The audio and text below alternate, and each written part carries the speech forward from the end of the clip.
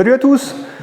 Nouvelle petite vidéo. Je vous gâte en ce moment, hein, le débit de vidéo est intense. Voilà, donc je vous fais cette vidéo parce que c'était le moment de parler un petit peu chauffage, énergie, etc.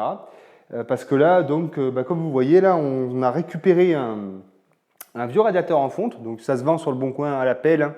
Les gens arrivent dans une baraque, ils démontent tout, ils remplacent tout. Donc vous avez des radiateurs en fonte de super bonne qualité pour 20 €. Alors certes, ils sont dégueulasses, il faut les sabler, il faut les peindre si vous voulez quelque chose de nickel. Si vous en avez rien à foutre, ben vous y posez comme ça sera tout aussi efficace, mais ça sera juste moins joli. Alors nous, quand même, on aime bien faire les choses bien. Il faut voir le poteau qui est juste là pour en convenir. Parce que je sais qu'il y en a certains, ça leur a pas plu ça. Mais je comprends très bien votre point de vue et si ça se trouve, je vais peut-être tout dégommer et faire un effet style colombage. On verra si je m'en lasse. Enfin bref, pour en revenir à ça. Donc du coup voilà, donc on l'a fait sabler. Ça nous a quand même coûté, le sablage coûte quand même toujours cher. Ça nous a coûté 108 €, toutes taxes comprises. J'ai tenté de le faire avec un pistolet de sablage et le compresseur d'un de mes voisins. Ça ramène pas assez, quoi. On n'arrive pas, ça décape pas suffisamment. Donc j'ai été obligé d'aller voir un professionnel qui a un gros compresseur de chantier, une grosse sablonneuse pour arriver à y décaper. Sachant qu'un radiateur comme celui-là, si vous l'achetez neuf, eh bien ça sera environ 300-400 €, hein, il me semble. Je vous mettrai les prix du devis du plombier, donc le matériel qu'il me proposait, le prix, et celui-là, combien il m'est revenu, je vous mets ça quelque part là, donc sablage et peinture compris, voilà. Mais, je voulais surtout parler en fait de l'énergie. Donc bien souvent, quand on achète une maison, on arrive dedans et on a un dispositif de chauffage qui est déjà installé. Et si on est tombé sur une maison des années 70, comme beaucoup achètent en banlieue, eh bien on a la légendaire chaudière à mazout et tu as une panoplie de radiateurs comme celui-là en fonte. Et vu que c'est un peu dans l'air du temps, tout ça, donc on se dit ouais, les énergies fossiles, c'est pas bien, voire ça coûte cher, on bazarde tout et on change, on met un poêle à granulés et on se dit c'est génial. Alors moi je pense que c'est la mauvaise démarche et je vais vous expliquer pourquoi. Je pense que la nature de l'énergie utilisée, on s'en contrefout. Que ce soit du charbon, du mazout, du bois, de l'électricité, du gaz, ça n'a aucune espèce d'importance. Il n'y a pas une énergie qui soit verte. Hein, pour moi, il n'y en a pas une qui est plus polluante que l'autre. En fait, ce qui va jouer, c'est pas quelle est la nature de ce que vous consommez, mais combien vous consommez. Parce que si vous avez une maison que c'est un gruyère, que ce soit avec du mazout, de l'électricité, du gaz, du bois, ça va être terrible puisque vous allez consommer énormément pour pouvoir la chauffer.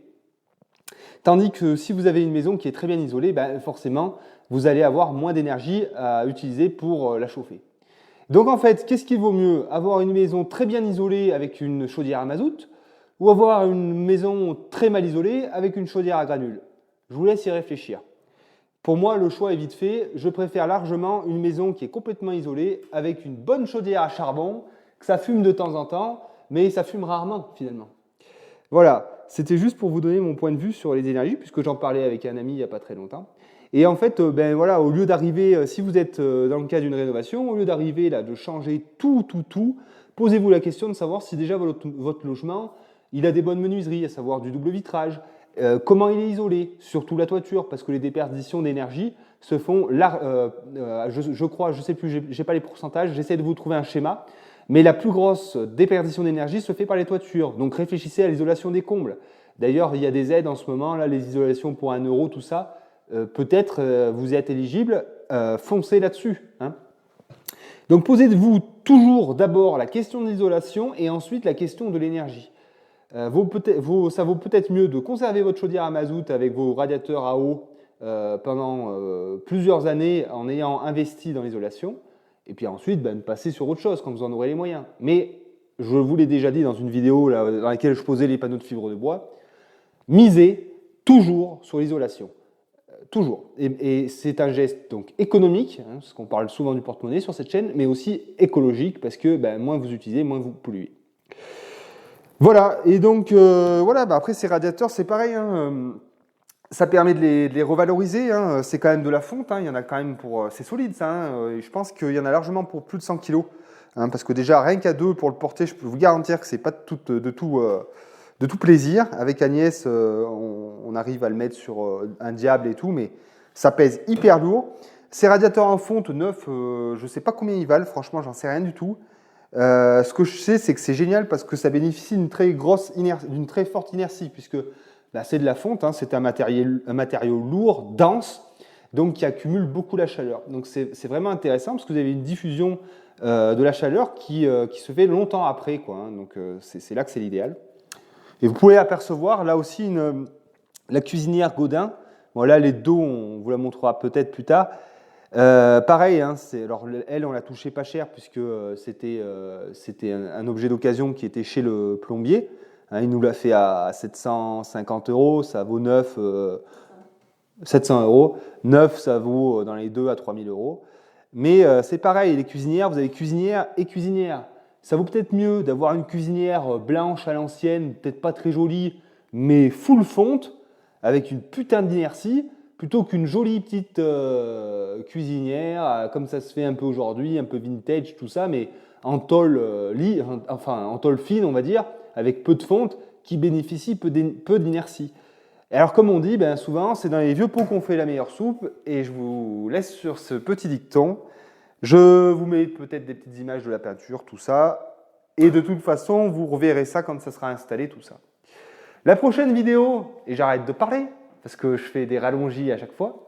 La prochaine vidéo, je pense que je vous ferai une vidéo sur la caravane. J'ai jamais fait de vidéo précise sur notre vie dans la caravane.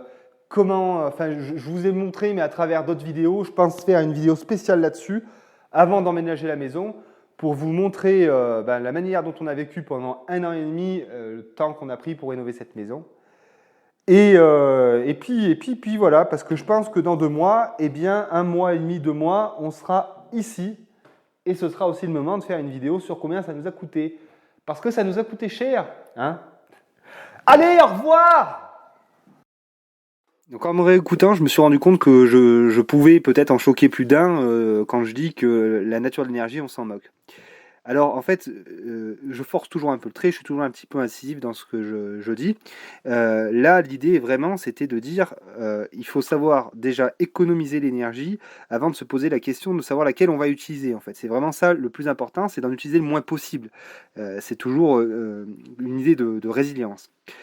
Et j'ajoute tout de même que effectivement, on s'en moque pas tant que ça de la nature de l'énergie, pas pour des raisons écologiques, parce que ça, vous savez, moi la morale, ça m'effleure pas forcément, mais surtout pour savoir si on est capable de se fournir ou pas.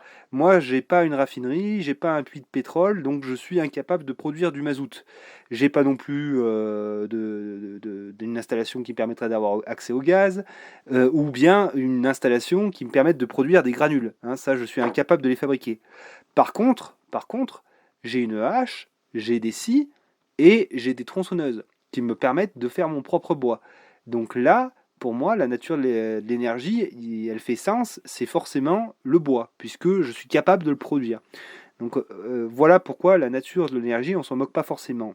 Mais c'est dans un deuxième temps. Il faut toujours penser à en utiliser le moins possible, parce que moi, j'ai pas forcément non plus envie de me passer 3 semaines dans l'année à faire 50 stères de bois pour pouvoir chauffer ma baraque.